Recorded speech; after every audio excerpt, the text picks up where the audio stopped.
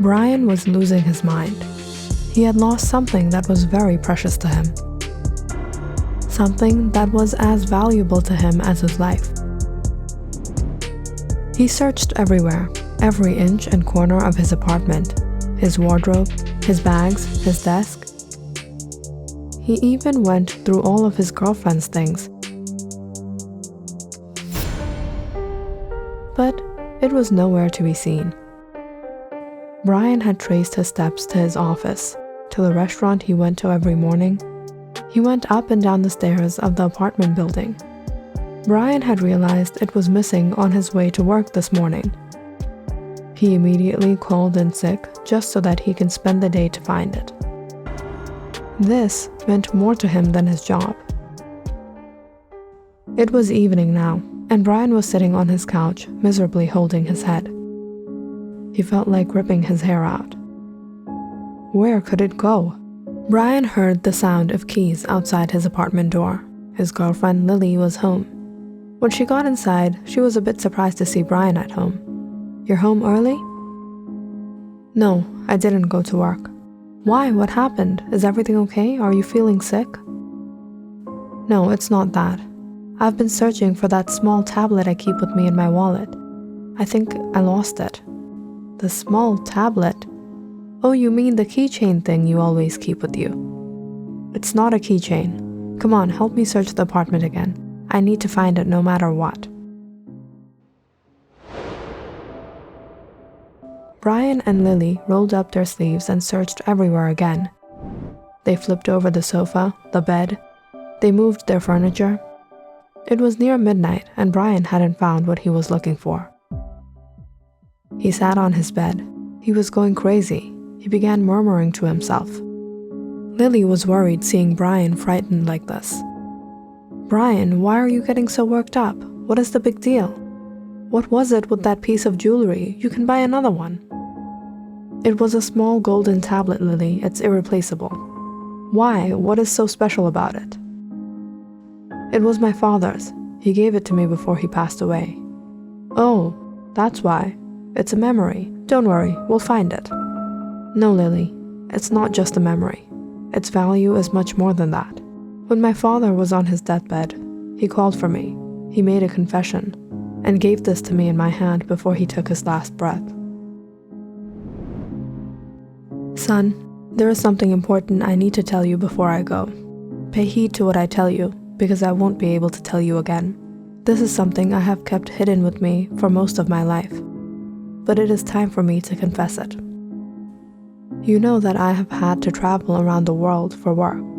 My career as an archaeologist has been amazing, and I've been able to acquire so much knowledge from all the different cultures and peoples I've seen throughout my life. It's a chance only the fortunate are able to experience, and I have been the most fortunate. This happened many years ago, when I was a young man, around the age of 30. At that time, I had been working at the BII Museum here in California for a few years, and had reached quite a level of recognition. My boss had chosen me and a few other colleagues on an assignment to excavate an old site that had been discovered in Egypt in the 1900s. Some locals had discovered a new underground entrance that could possibly lead inside the pyramid. They were sure it was connected to something, but what was inside was still a mystery. The locals had certainly discovered something big, but they were fearful to enter the tunnel and get to the other side of the mystery. This was a chance to uncover more information, more knowledge about ancient Egypt, and possibly get our hands on artifacts. When I received the offer, I was thrilled. I immediately accepted the job and made preparations to go to Egypt for the archaeological project. The first day we got there, the local workers, alongside with other scientists in charge of the project, helped us enter the site. There were a series of pyramids containing the tombs of ancient pharaohs. We were already given much information of the layout of inside the pyramids, as there had been a thorough investigation already. We were then escorted to the newly discovered entrance. From there, two of my colleagues, Justin and Diana, and I inched our way inside the tunnel. It was after we had gone a long distance inside that we started to lose hope. I was afraid we were losing track of where we were going.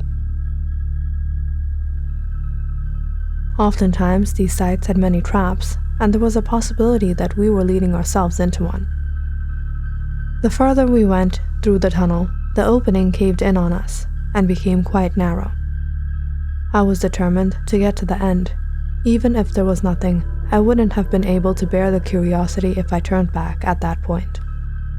We all encouraged each other and continued.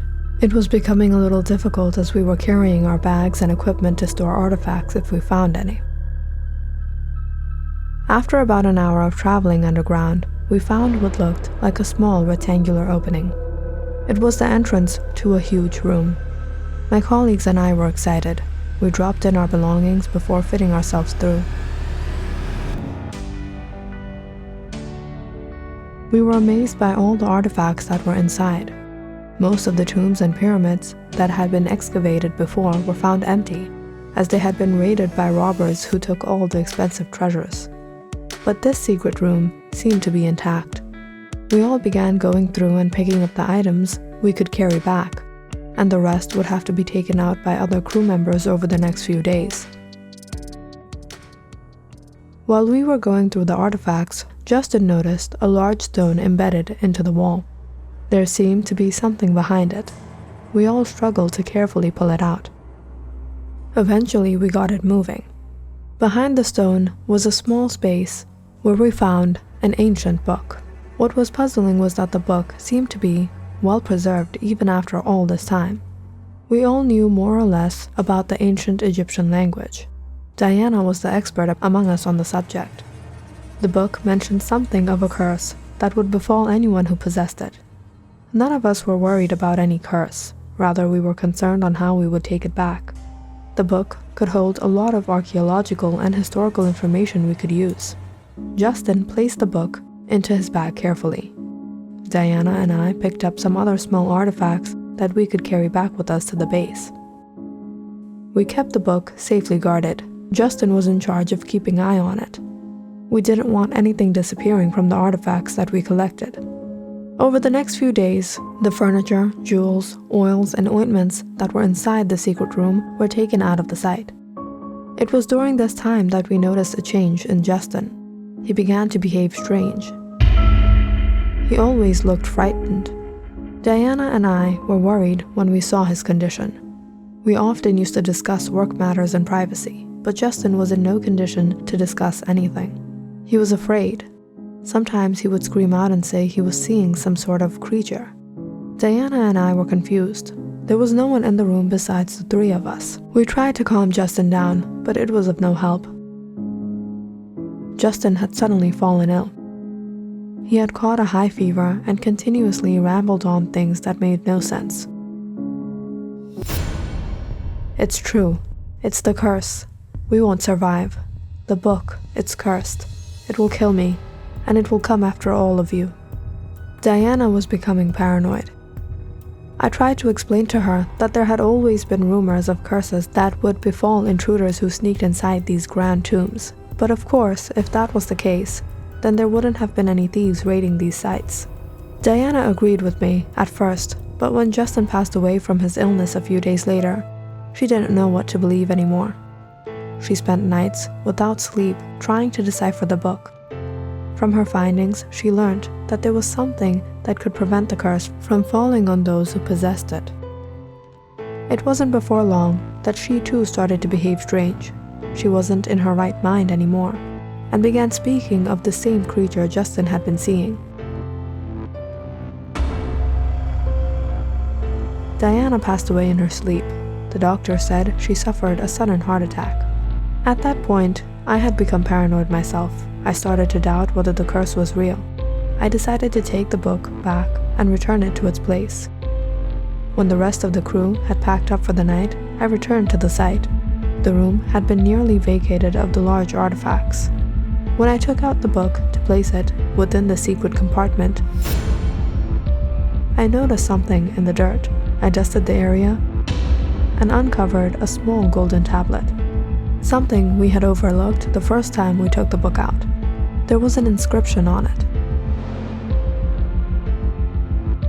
You have found the key of life, the only way to a safe haven once you've acquired the knowledge within this book.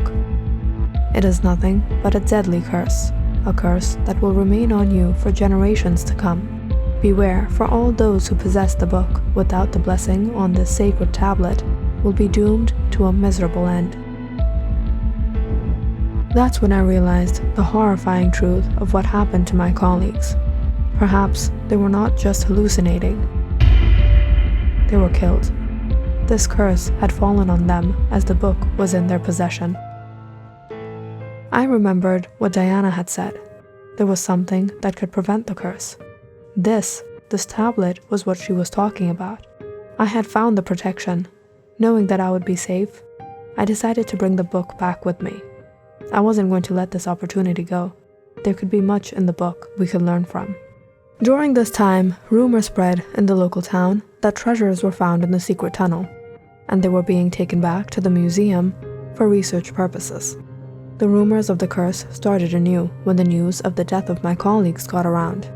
At that point, I was afraid the artifacts I had brought would be stolen. I couldn't let the book fall into someone else's hand and risk another life. I kept the book with me at all times. Perhaps that was my mistake. I was on a trip to another archaeological site when my car was robbed on the highway. All my belongings, including the book, was stolen from me by some robber. Fortunately, I had kept the small tablet with me. It was in my wallet. My son, I've called you here to give that same tablet to you. I have been protected because of this, but now my time has come. Once I leave, the curse may fall on you. So take this. Never lose it. Always keep it with you. And if you do lose it, know that the curse will be back. Your life is not safe without this. Brian held his head. It's only a matter of time before I'm ruined. I don't know what is going to happen to me, and I don't know how long I have anymore. But Brian, if the book contained the curse, perhaps we can find it. There may be more information in there. Lily, it could be anywhere. My father said it was stolen from him. And even if there is something in there, searching for it will only bring us closer to the curse without the sacred tablet. I don't know what I'm going to do now.